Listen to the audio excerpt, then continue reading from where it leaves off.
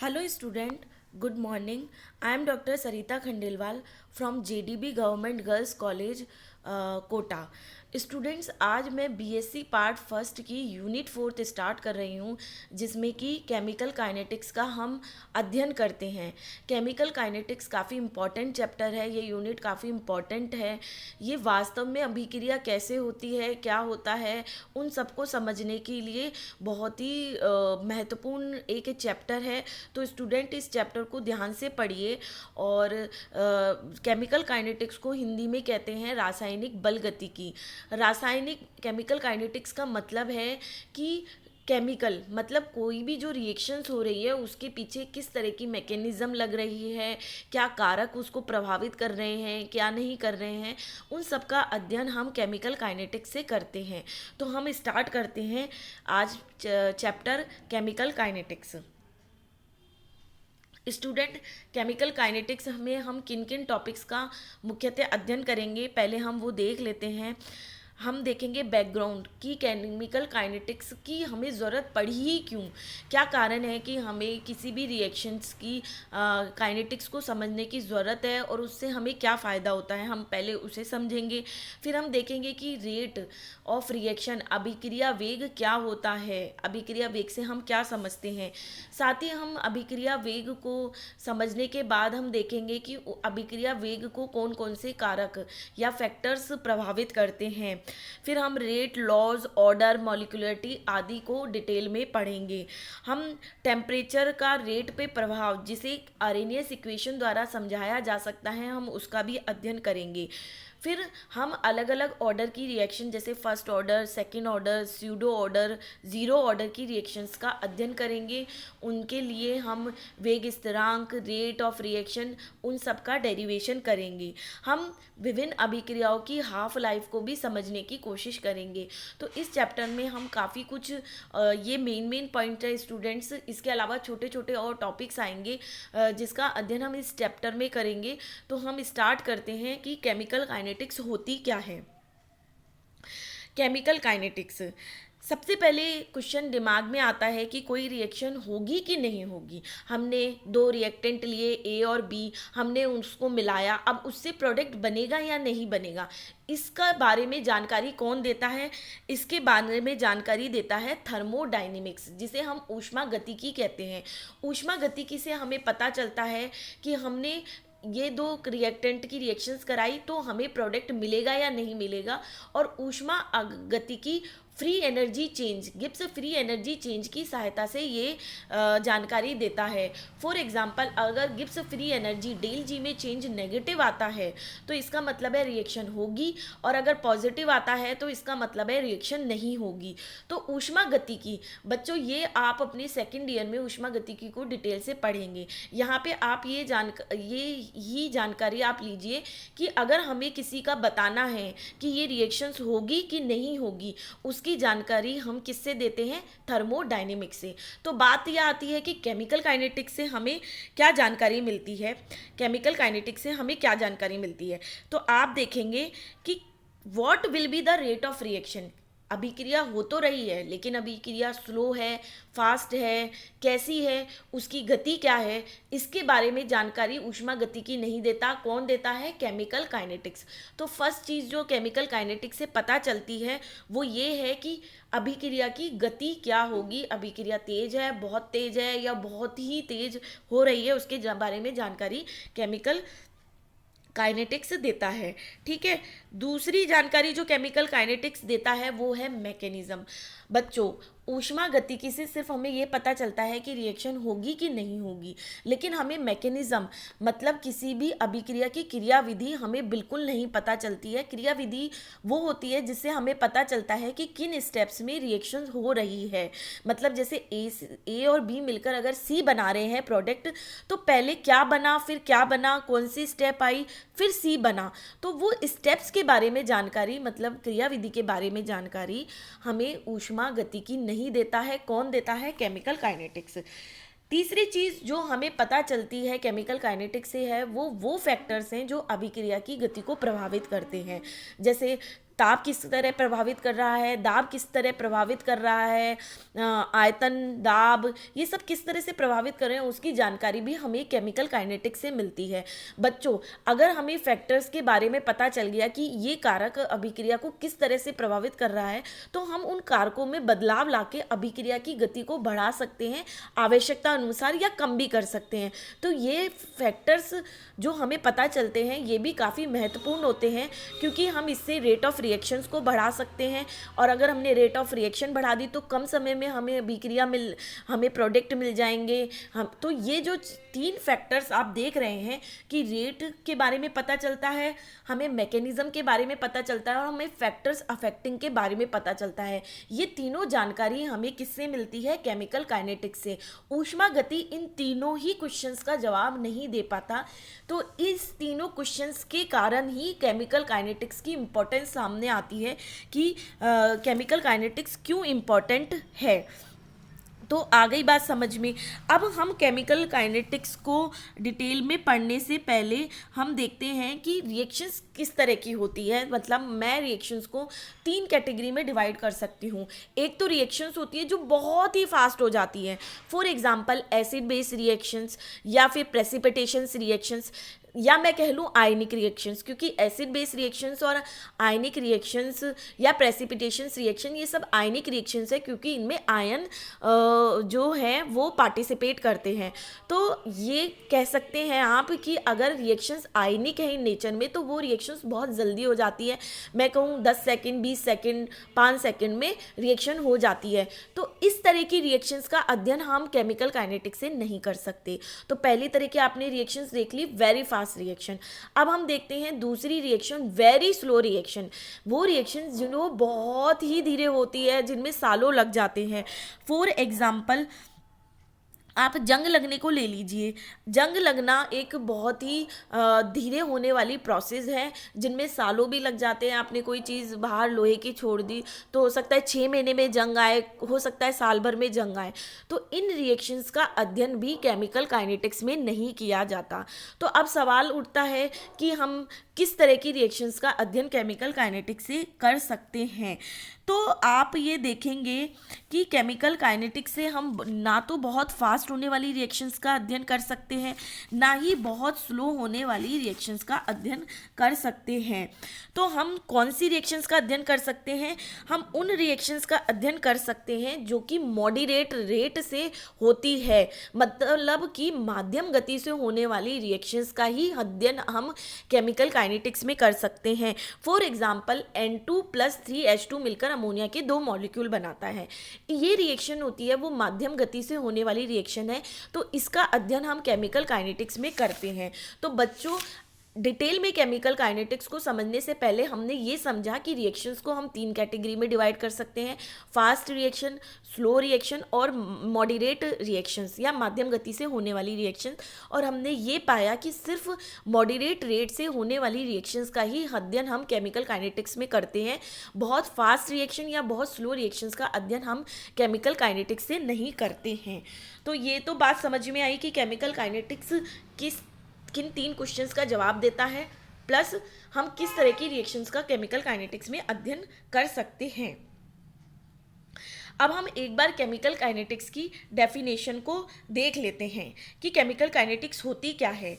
पहली बात तो केमिकल काइनेटिक फिजिकल केमिस्ट्री की एक ब्रांच है जहाँ पे हम किन 3 चीज़ों का अध्ययन करते हैं। रेट ऑफ केमिकल रिएक्शन, कि how fast a chemical reaction occurs, कितनी तेज़ी से केमिकल रिएक्शंस हो रही है। मैंने ए और बी को मिलाया तो रिएक्शन 2 घंटे में हो रही है कि 1 घंटे में हो रही है कि 10 मिनट में हो रही है, इसका पता कौन लगाता है? Chemical kinetics. To understand the mechanism through which the reactants are converted to product. Reactant product में सीधे नहीं बदलते, कई स्टेप्स होती हैं, उन स्टेप्स के बारे में, या मैं कहूँ उन स्टेप्स को, मैकेनिज्म के बारे में हमें कौन जानकारी देता है? Chemical kinetics. और तीसरी बात जो हमें बताई वो factor affecting the rate of the reaction. तो केमिकल काइनेटिक्स फिजिकल केमिस्ट्री की वो ब्रांच है जो अभिक्रिया की गति, क्रियाविधि और कारकों के प्रभावित करने वाले कारकों के बारे में जानकारी देता है। तो ये तो हो गई आपकी केमिकल काइनेटिक्स की डेफिनेशन।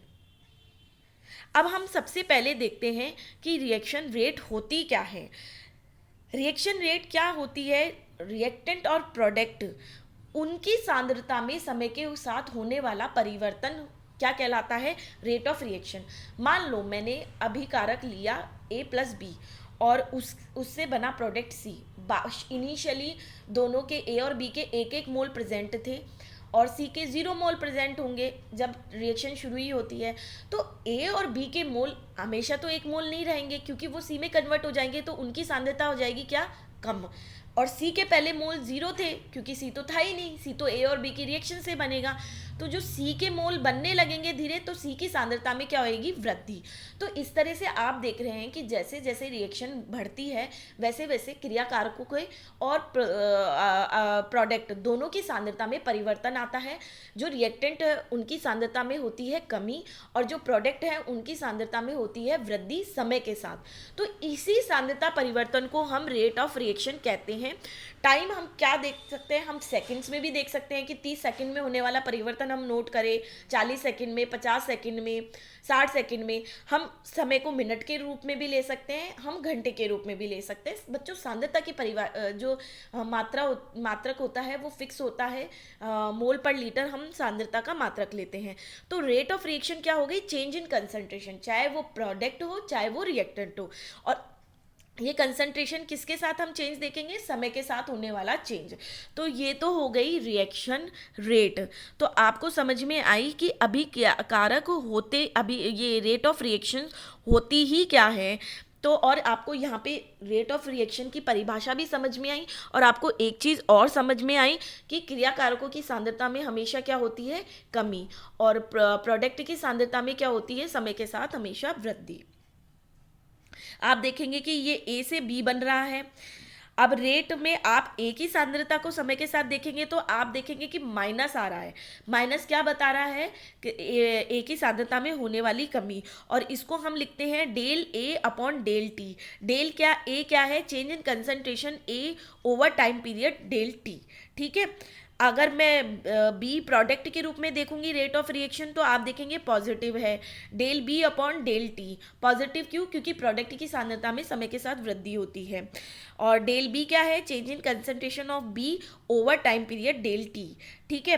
अब because A decrease with time, del A is negative. जैसा कि मैं आपको पहले भी बता चुकी हूँ, ये आपका नेगेटिव साइन आया। ठीक है। अब आप इसको एक फिगर के साथ भी समझिए। आप देखेंगे कि रिएक्शन स्टार्ट हुई, फर्स्ट फिगर में आप देख रहे हैं रिएक्शन स्टार्ट हुई, और जो ए है उसको हमने ब्लैक कलर के स्फेरिकल से दिखाया है, गोलों से दिखाया है।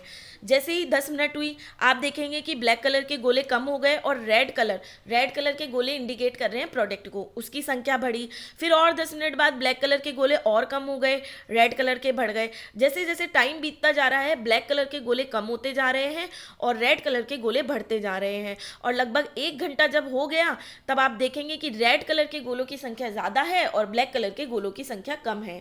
तो वो ये बता रही है कि प्रोडक्ट की जो कंसंट्रेशन है वो बढ़ रही है और रिएक्टेंट की कम हो रही है। आपको इस ग्राफ से भी ये चीज़ समझ में आ रहा है। नीचे आपको एक्स एक्सिस पे टाइम दे रखा है, और जो वाई एक्सिस है उस पर नंबर ऑफ मॉलिक्यूल्स दे रखे हैं। तो आप देखेंगे कि जो ए मॉलिक्यूल्स हैं उनके नंबर्स होते हैं वो कम हो रहे हैं, और बी मॉलिक्यूल्स के नंबर्स बढ़ रहे हैं। तो ये बच्चों रेट हो गई ए और बी के, उसमें आप जो देख रहे हैं वो rate minus del A upon del T minus del B, और रेट प्रोडक्ट के रूप में del B upon del T. तो ये हो गई आपकी रेट। ठीक है बच्चों, तो आपने रेट ऑफ रिएक्शन को तो समझ लिया।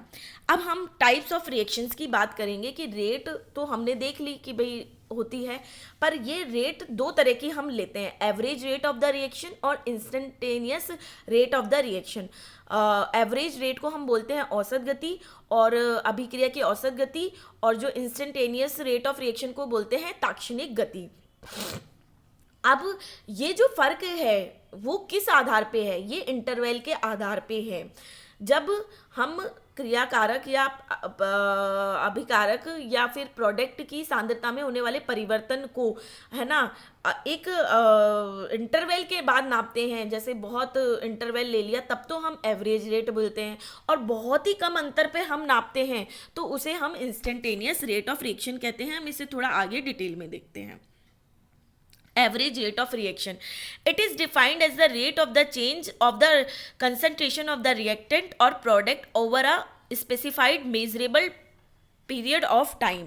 आप समझ लीजिए, मेजरेबल यानी कि हम ये बोले कि एक निश्चित समय हम ले रहे हैं, एक मेजरेबल समय, तब तो हम जो रेट लेते हैं उसे एवरेज वेलोसिटी कहते हैं। ठीक है, फॉर एग्जांपल ए से बी बना, अगर A1 और A2 इसकी रिएक्टेंट की कंसंट्रेशन है T1 और T2 टाइम पे, तो हम रेट को अगर A के फॉर्म में डिफाइन करेंगे तो change in the concentration of A upon time interval आएगा, तो ये आ जाएगा A2 minus A1 upon T2 minus T1। तो मैं इसको कर सकती हूँ minus del A upon del T। यहाँ पे ध्यान रखिए कि जो A1 है वो A2 से ज़्यादा होगी, इसीलिए नेगेटिव साइन आ जाएगा। क्यों? क्योंकि धीरे धीरे क्रियाकारक की सांद्रता में होगी कमी। तो एवरेज रेट ऑफ रिएक्शन इकाई समय में होने वाले क्रियाकारक या प्रोडक्ट उत्पाद की सांद्रता में होने वाला परिवर्तन। मेजरेबल टाइम होगा, अब मान लो हम 5 मिनट में कर रहे हैं, 10 मिनट में कर रहे हैं, आधे घंटे में कर रहे हैं, तो जो हम गति निकालेंगे वो होगी एवरेज रेट ऑफ रिएक्शन। ठीक है, एवरेज रेट ऑफ रिएक्शन को हम प्रोडक्ट की सांद्रता के रूप में भी लिख सकते हैं, B2 minus B1 upon T2 minus T1। ठीक है, अब आप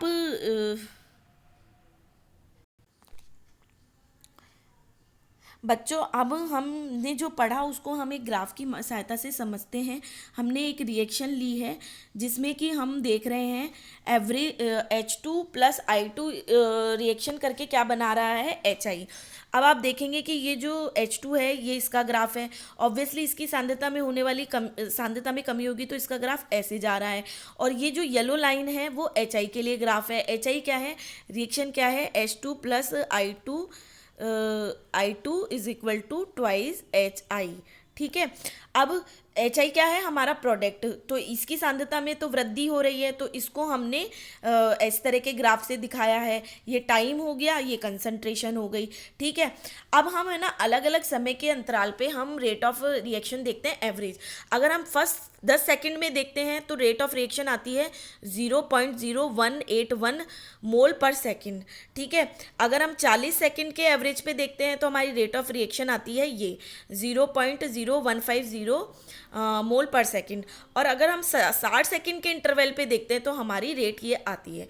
तो हम एक फिक्स इंटरवल पे देख रहे हैं ना, तो इसलिए इसे हमने एवरेज रेट ऑफ रिएक्शन कहा।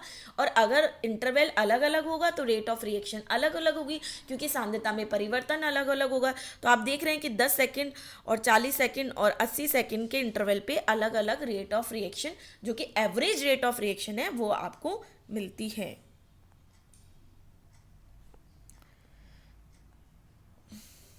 अब हम इंस्टेंटेनियस रेट देखते हैं, जो कि ताक्षणिक रेट होती है।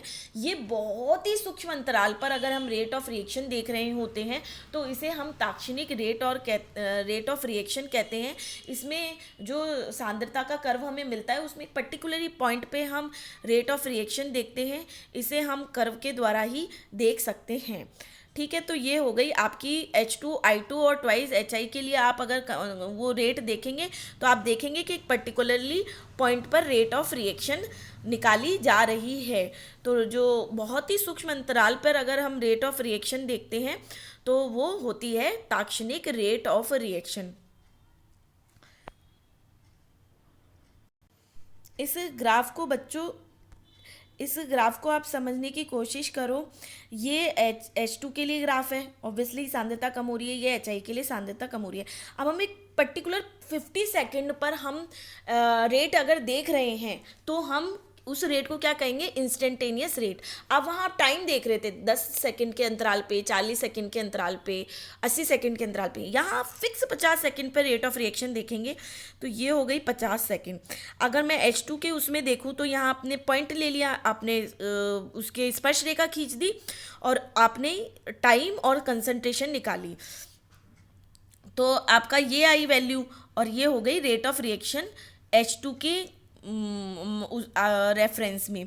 और अगर वही मैं 50 सेकंड को HI की उस स्लोप पे ले जाऊं, आपने वही स्पर्श रेखा खींची, टाइम और ये आपकी कंसंट्रेशन चेंज हो गया, ये टाइम चेंज हो गया। तो और चूंकि HI के मॉलिक्यूल बन रहे हैं 2, लेकिन हमें हाफ लेना पड़ेगा, एक मॉलिक्यूल की बात करेंगे, तो ये हो गई HI के रिस्पेक्ट में रेट ऑफ रिएक्शन। तो पर्टिकुलर किसी टाइम पर अगर हम पॉइंट पर हम रेट ऑफ रिएक्शन निकालते हैं तो उसे हम इंस्टेंटेनियस रेट ऑफ रिएक्शन कहते हैं। तो बच्चों आज के लेक्चर में हम इतना ही पढ़ेंगे। आज के लेक्चर में हमने देखा कि केमिकल काइनेटिक्स की इंपॉर्टेंस क्यों हुई, उससे हमें क्या क्या जानकारी मिलती है, उसकी डेफिनेशन क्या है, और हमने रेट ऑफ रिएक्शन देखी कि रेट ऑफ रिएक्शन क्या होती है, और हमने type of rate of reaction देखे जिसमें कि हमने एवरेज और इंस्टेंटेनियस रेट ऑफ रिएक्शन का अध्ययन किया। Thank you so much students.